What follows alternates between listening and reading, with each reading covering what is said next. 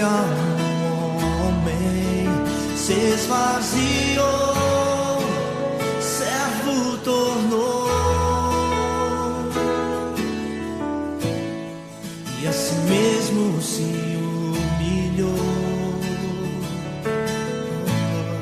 e como filho obedeceu até a morte, e morte de cruz. Mas o grande Deus, o nosso Pai, o exaltou e lhe deu um nome que é sobre todo nome, no céu e na terra e debaixo da terra. Ao nome de Jesus, todo joelho se dobrará e toda língua confessará que Ele é o Senhor.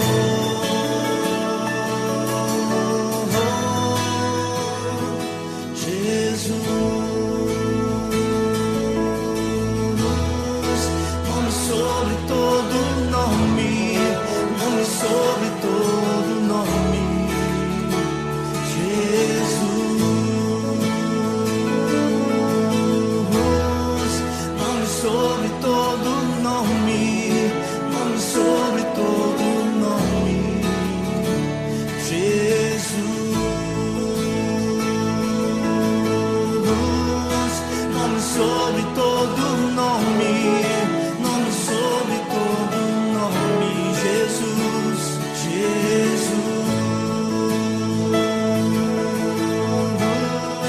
Nome sobre todo nome, nome sobre todo nome.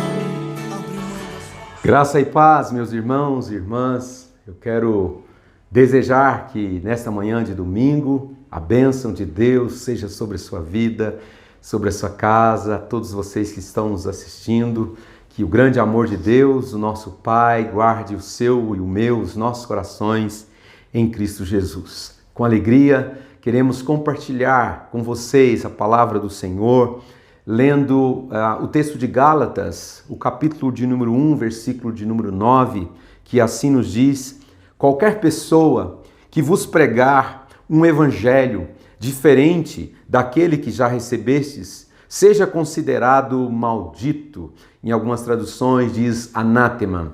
E eu quero ler também o texto de Atos, capítulo 9, do verso 1 até o versículo 9, que diz assim, na versão revista atualizada de João Ferreira de Almeida: Saulo, respirando ainda ameaças e morte contra os discípulos do Senhor, dirigiu-se ao sumo sacerdote e lhe pediu cartas para as sinagogas de Damasco, a fim de que, caso achasse alguns que eram do caminho, assim homens como mulheres, os levasse presos para Jerusalém.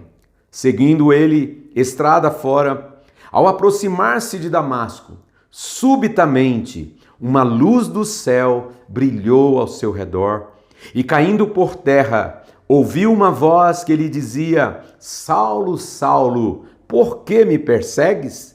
Ele respondeu: quem és tu, Senhor? E a resposta foi: eu sou Jesus, a quem me persegues. Por que me persegues? Mas levanta-te e entra na cidade, onde te dirão o que te convém fazer. Os seus companheiros de viagem pararam emudecidos, ouvindo a voz, não vendo contudo ninguém. Então se levantou Saulo da terra, e abrindo os olhos nada podia ver. E guiando-o pela mão, levaram-no para Damasco. Esteve 3 dias sem ver, durante os quais nada comeu nem bebeu. Oremos. Pai, esta é a tua palavra. Deus, esta palavra que não volta vazia, esta palavra viva e eficaz, essa palavra que tem um endereço, o coração do homem. E permita agora, Senhor, que todos aqueles que assistem e recebem esta mensagem sejam não apenas edificados, mas despertados a um compromisso com o Senhor. Deus fala que o Teu Espírito Santo se revele a cada pequenino, a cada jovem, a cada criança, a cada adulto nesta hora. Assim oramos em nome de Jesus. Amém e amém. Eu queria dar um título para esta mensagem, que você acabou de ouvir a leitura dos textos que sugerimos. Radicalmente comprometidos. Na verdade, servirmos ao Senhor requer que nós sejamos radicais no nosso compromisso. E se olharmos, irmãos e irmãs, para essa experiência de Saulo, depois Paulo, no caminho de Damasco, percebemos que daquele momento ele se torna um cristão inabalável. Que aquela experiência na sua vida fora muito importante. Sua conversão e os alicerces que foram plantados no início da sua caminhada, da sua jornada, nos ajudam a compreender por que os primeiros cristãos, por exemplo, tinham mais fibra, porque os primeiros cristãos tinham mais raízes do que os cristãos atuais. Essa é uma pergunta.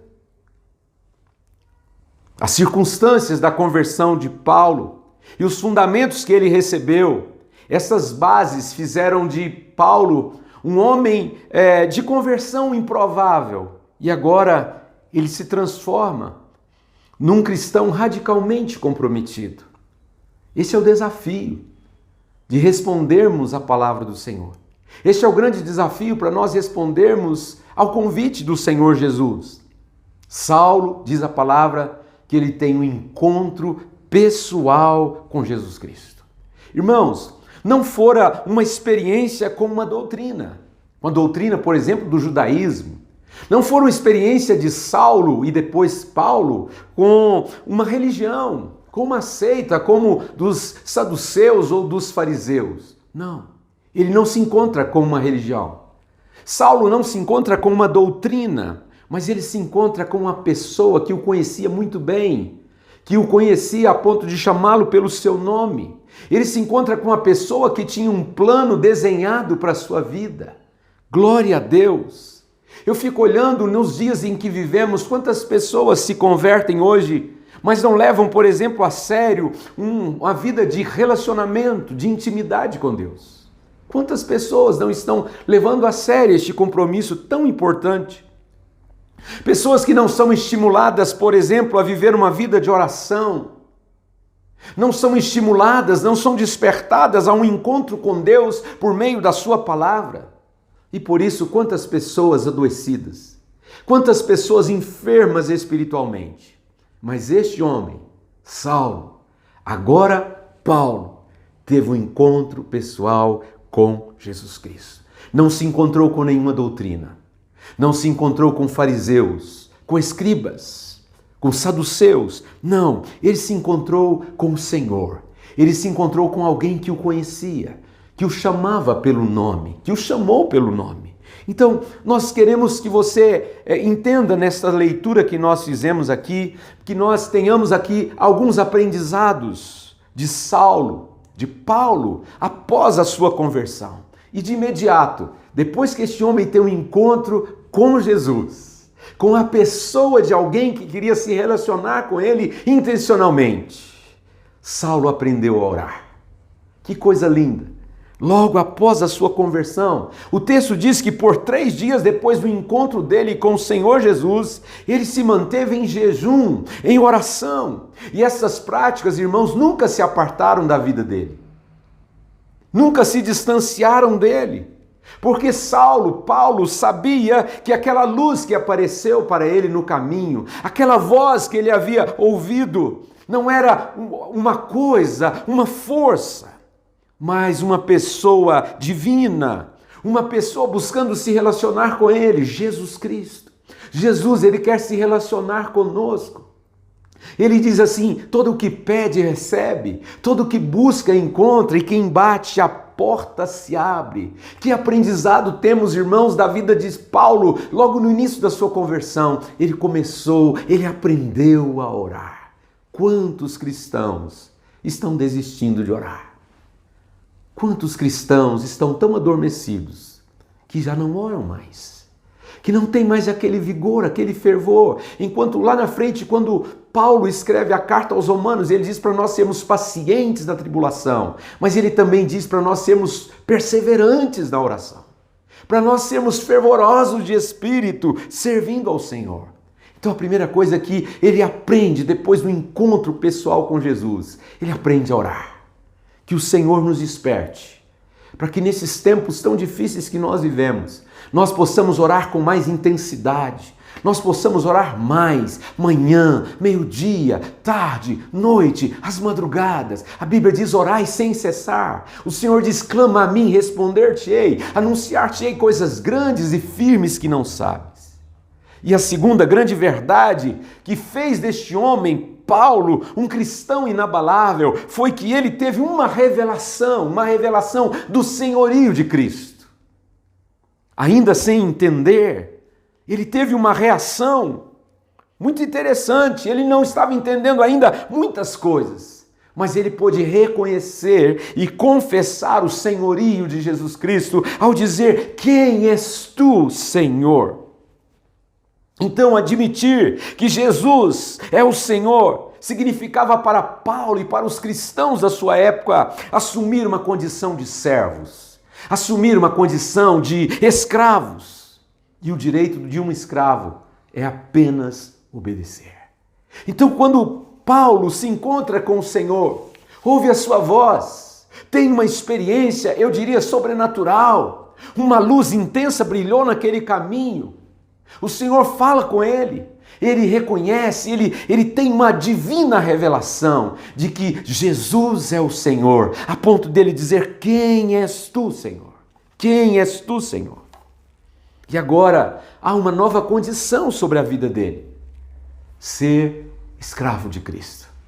O Senhor havia dito para Ananias: ele é para mim um vaso escolhido, ele é precioso, e eu vou mostrar para ele o quanto é importante sofrer pelo meu nome. Então o verdadeiro chamado do Evangelho, irmãos e irmãs, para nós, é para a gente morrer. É para a gente entregar a nossa vontade. É para a gente nos submeter à vontade de Deus, custe o que custar. Esse era o chamado para Paulo. Esse é o chamado para mim, esse é o chamado para você. Então, antes da conversão, Saulo era um homem cheio de conhecimento. Conhecimento não traz revelação, irmãos. As pessoas, esse conhecimento traz muitas informações, mas não revelação. Então, Paulo é cheio de conhecimento. Ele tem até convicções religiosas. Diz a Bíblia que ele era fariseu. Mas ele era cheio de si. Ele se gabava. Ele se vangloriava do seu jeito de ser, da sua forma de ser. Ou seja, ele se sentia totalmente no centro. E aí, irmãos e irmãs, o Senhor é mestre, o Senhor é sábio, e o Senhor teve que apagar as luzes interiores dentro de Paulo, para plantar nele uma nova mentalidade. É por isso que arrependimento gera isso, gera mudança de direção, mudança de comportamento, novos hábitos, novos propósitos. Então a gente entende o porquê de Paulo ter ficado 3 dias cego. 3 dias cego. Imagine as suas dificuldades. 3 dias cego. 3 dias sem comer. 3 dias sem beber. E a Bíblia diz que quando ele volta a enxergar, a cosmovisão dele foi mudada. Ele estava agora pronto para ser totalmente direcionado por Deus e por sua palavra. Esse é o desejo de Deus. Que nós estejamos prontos para sermos direcionados exclusivamente pela sua palavra. E meu irmão, minha irmã, esta é a minha oração. Que Deus desperte em mim e em você um desejo muito ardente de nós sermos pastoreados pela sua palavra. Porque enquanto nós não fazemos isso, as nossas raízes, elas são curtas. As nossas raízes são curtas. E nós seremos desarraigados diante da menor das provações. Nós vamos revelar toda a nossa fragilidade. Mas se nós estivermos sendo pastoreados pela palavra de Deus. Nós não seremos como aguapés, nós seremos como cedro. Os justos florescerão como cedro do Líbano. É assim que o Senhor quer para nós. O Senhor quer fazer de nós não cristãos medíocres, não cristãos covardes. O Senhor quer fazer de nós cristãos inabaláveis. Cristãos inabaláveis são aqueles que entendem que eles foram comprados, não pelo seu fútil procedimento, mas foram comprados por um alto preço. E porque fomos comprados por um alto preço, tivemos um encontro pessoal, transformador com Jesus Cristo, a nossa cosmovisão foi mudada, nós tivemos a revelação do senhorio dele em nossas vidas, nós aprendemos a orar. Então, nós passamos a entender que a nossa vida não nos pertence mais. Por isso o apóstolo Paulo, neste mesmo livro de Gálatas, no capítulo 2, no versículo 20, ele diz assim: agora, não sou mais eu quem vive, é Cristo em mim, é o Senhor. Paulo estava dizendo: a minha vida está sobre uma nova direção. A minha vida não será dirigida pela carne, porque os que estão na carne não podem agradar a Deus. Mas eu quero ser e andar no Espírito, para glorificar o Senhor. E que os feitos do meu corpo sejam mortificados. Então este é o convite de Jesus para nós. Este é o grande desafio do Senhor. Este é o verdadeiro chamado de Jesus para alguém se tornar um discípulo seu. Ser radical. Ser radical. Nós não devemos nos preocupar como que a sociedade vai reagir, como as pessoas à nossa volta irão reagir. Porque quando Jesus vem pregando o Evangelho, ele traz um Evangelho que muda muitas coisas. Jesus chega de ponta cabeça trazendo uma mensagem que é contra a cultura. E o que Jesus nos ensina é que, de muitas formas, os seus valores, os valores do reino, eles são contrários à sabedoria convencional.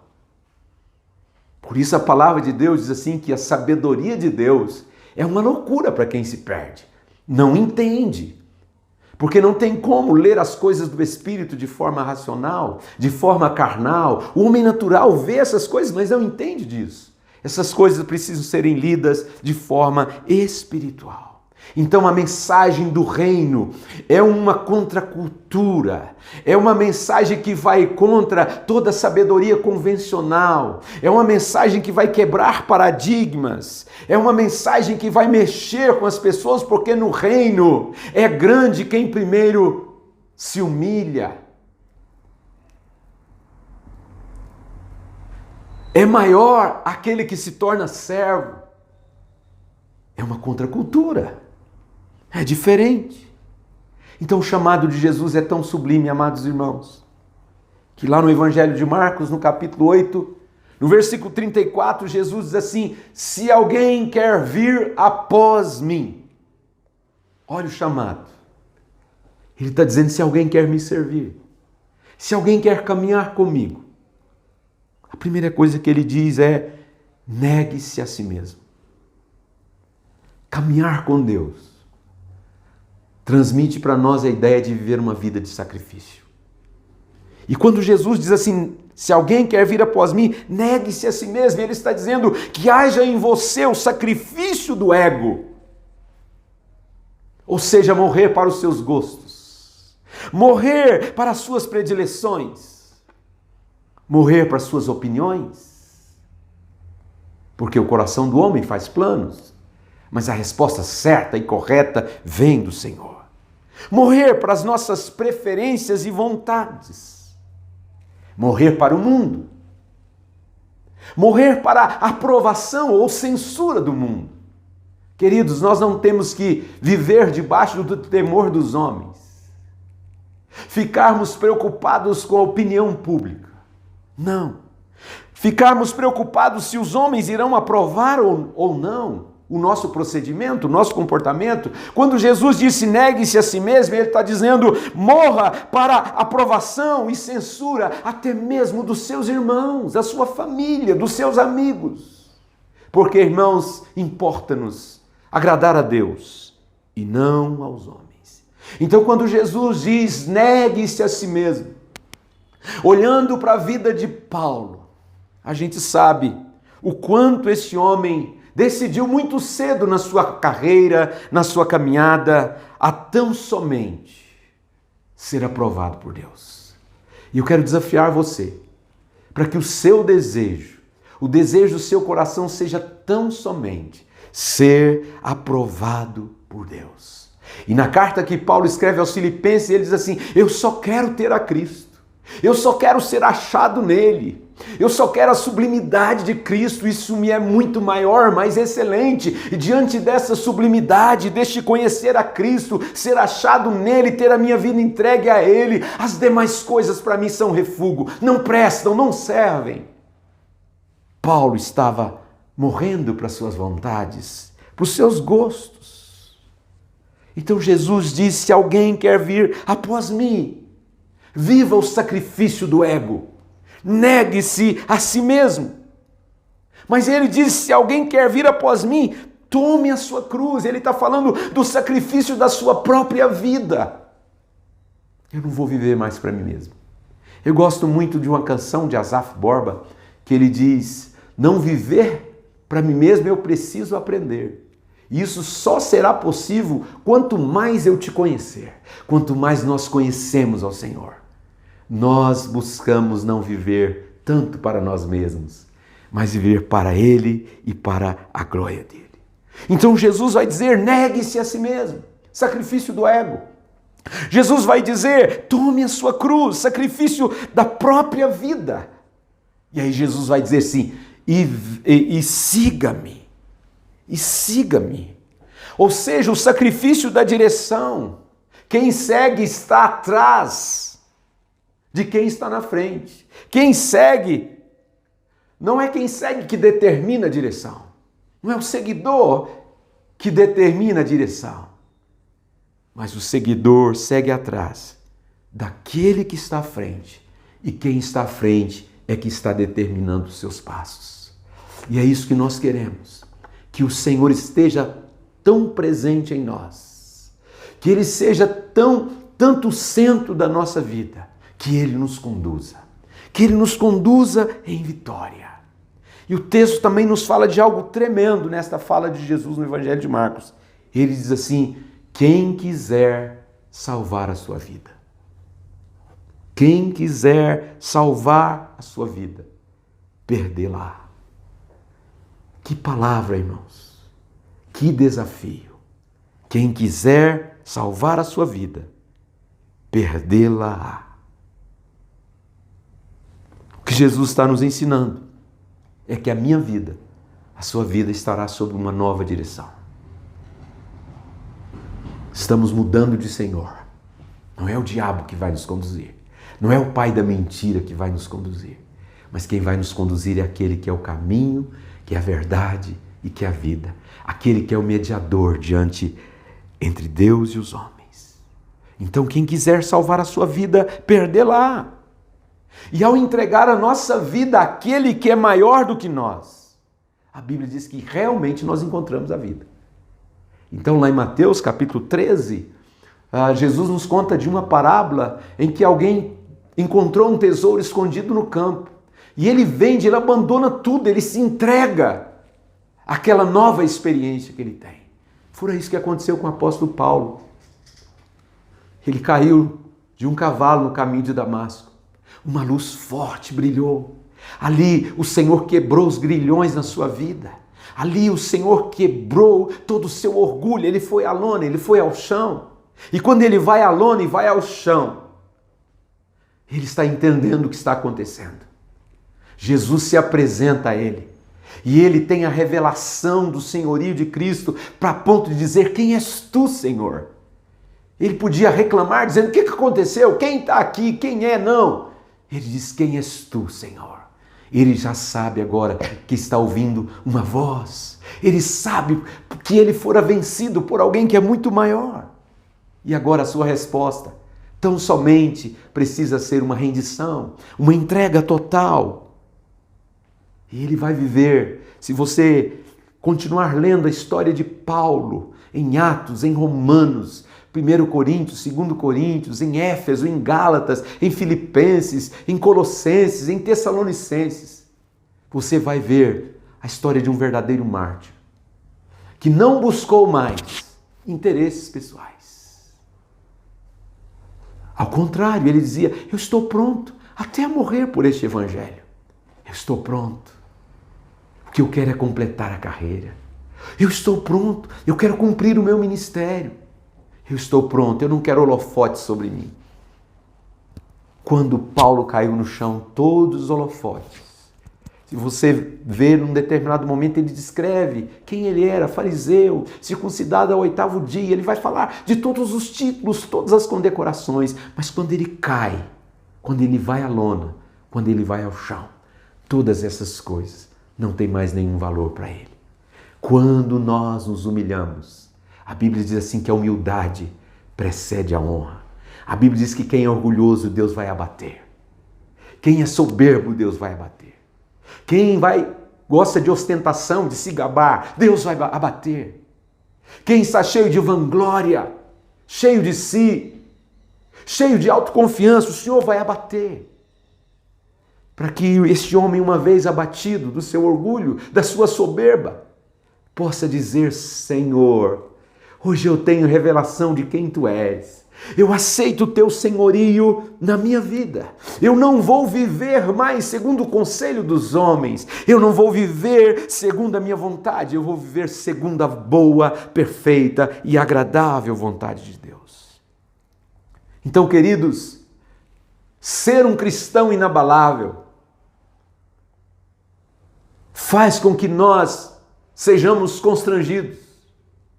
Ser um cristão inabalável traz para nós o entendimento de que por um preço muito alto nós somos comprados. Cristãos inabaláveis sabem de uma coisa: a sua vida está escondida em Cristo Jesus. Cristãos inabaláveis sabem de uma coisa: a sua vida não lhe pertence mais. A sua vida não lhe pertence mais. Jesus dizia, eu e o Pai somos um. O que o Pai mandar fazer, eu faço. Queridos, que assim seja em nossas vidas. Não viva para este mundo. Não viva para continuar plantado e arraigado neste lugar. Gálatas 1,14 fala que nós fomos desarraigados. Há uma eternidade plantada no meu e no seu coração. Saulo teve a sua cosmovisão mudada. E o Senhor, no agir e no tratar de Deus com Paulo, ele permitiu que ele ficasse cego 3 dias. Ele permitiu que ele ficasse sem ter o contato com a luz. Mas quando os olhos de Saulo são abertos, de Paulo são abertos, e ele volta a enxergar, a obra está completa. E a vida dele agora será direcionada totalmente pela palavra de Deus. A minha vida, a sua vida, não é para ser ditada por conselhos dos homens. Não é para ser ditada por autoajuda. Não. Jesus disse assim, vós sois os meus amigos, se fizerdes o que eu vos mando. Que as minhas e as suas raízes sejam fortes em Deus. Porque nós temos um fundamento, nós temos a palavra de Deus. E nós não podemos viver aquém desta palavra. Nós não podemos viver longe desta palavra, não. Achadas as tuas palavras, logo as comi, trouxe para dentro de mim, trouxe para mim para eu viver estas palavras. Cristãos inabaláveis, sabem que o seu andar com Cristo requer uma nova postura. A sua maneira de falar, a sua maneira de se vestir, a sua maneira de se relacionar com as pessoas, a sua maneira de lidar com os negócios, de lidar com o dinheiro. Cristãos inabaláveis entendem que o seu andar com Cristo está requerendo atitudes cristocêntricas. Retidão, honestidade, integridade, fugir do mal, da aparência do mal. Falar a verdade com o seu próximo, deixando a mentira. não viver de murmuração, mas tendo uma vida de gratidão, louvando a Deus. Senhor, eu te louvo por toda circunstância. Senhor, eu te louvo pelos momentos da bênção, da alegria, dos livramentos, mas eu te louvo também por enfrentar o dia mau, o dia difícil, o dia da perda, o dia das derrotas, porque eu sei que todas as coisas cooperam para o bem daqueles que te amam. E a gratidão mantém a graça de Deus sobre nós. Pense nestas palavras que você está recebendo, meu amado irmão, minha amada irmã. Se alguém quer vir após mim, não adianta vir à igreja, ter relacionamento com as pessoas, gostar do ambiente da igreja, cantar, achar lindo as canções da igreja. Nós precisamos ouvir esta voz. Se alguém quer vir após mim, negue-se a si mesmo. Viva o sacrifício do ego todos os dias. Se alguém quer vir após mim, tome a sua cruz, o sacrifício da sua própria vida. Se alguém quer vir após mim, negue-se a si mesmo, tome a sua cruz, siga-me. Eu preciso viver o sacrifício de ter não mais a minha vida dirigida pela minha vontade, mas uma vida dirigida por Deus, pelos seus propósitos. É Ele que está à frente, Ele que é o comandante, e é Ele que está dirigindo o barco da minha, da sua vida, da nossa história. Por fim, Jesus falou: quem quiser salvar a sua vida, vai perder. Vai perder. Porque nós, queridos irmãos,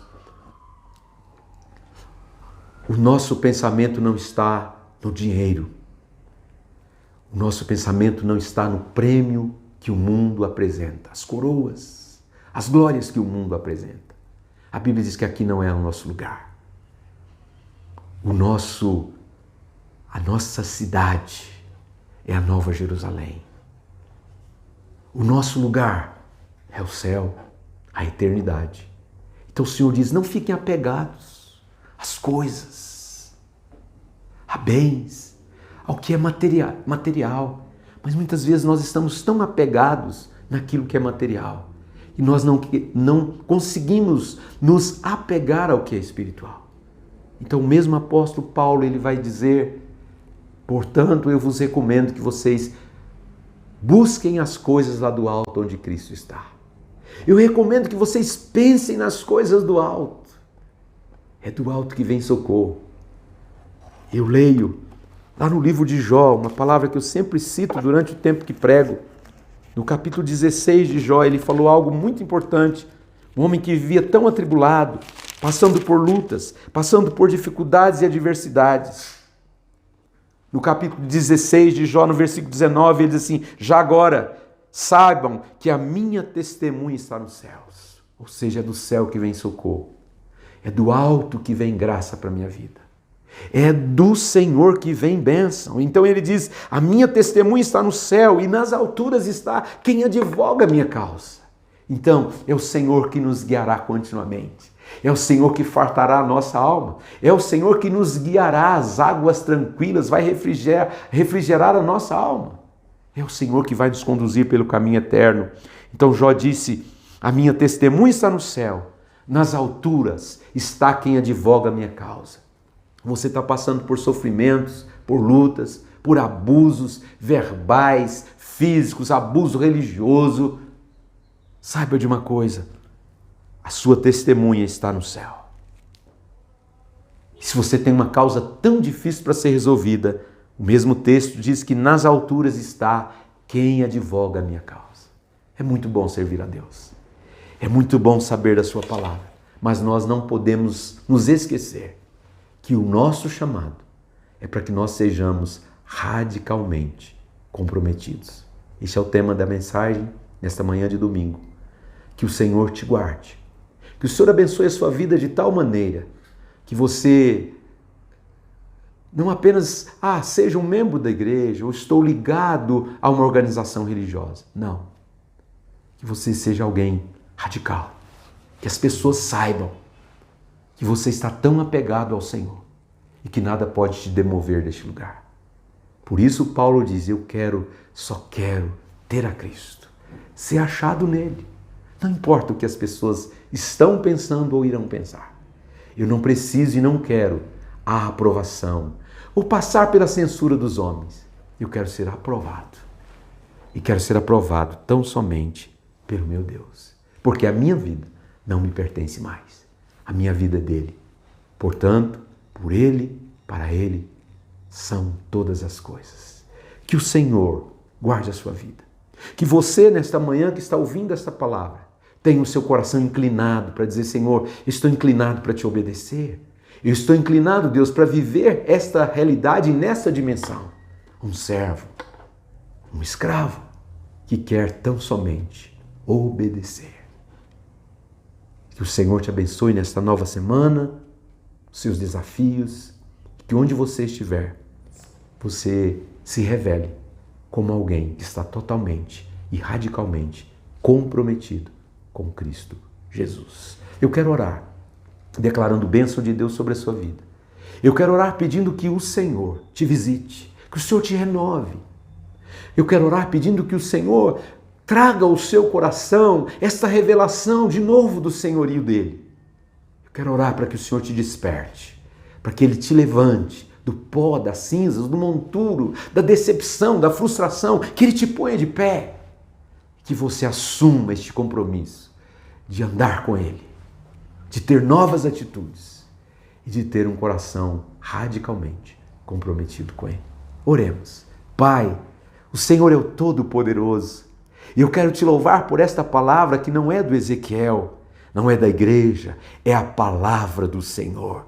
Deus, eu oro para que ela não volte vazia. E todos quantos a ouviram, se levantem, se posicionem, se ponham de pé, Senhor, e digam: eu sou do meu amado e o meu amado é meu. Quer para a vida e quer para a morte, eu vou servir ao Senhor. Deus, como o Senhor disse, se alguém quer vir após mim, negue-se a si mesmo. Põe no nosso coração essa disposição de vivermos o sacrifício do ego, o sacrifício da própria vida e o sacrifício de termos a nossa vida sobre uma nova direção, porque o Senhor diz: quem quiser salvar a sua vida, perdê-la-á. A nossa vida, a minha vida, pertence ao Senhor. Deus, nos ajude a viver desta maneira até que o Senhor venha. Eu abençoo esta família, eu abençoo este jovem, eu abençoo esta criança, este homem, esta mulher, eu abençoo este viúvo, esta viúva, este ancião, esta anciã. Visita com poder, Pai.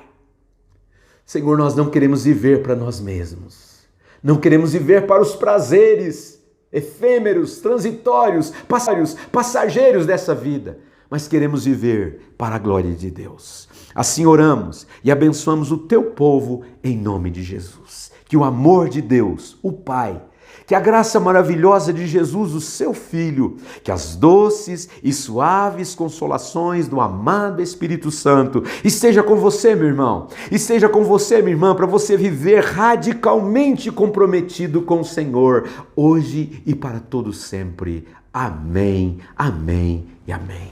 Você tenha um excelente domingo e uma excelente nova semana, em nome de Jesus. Amém.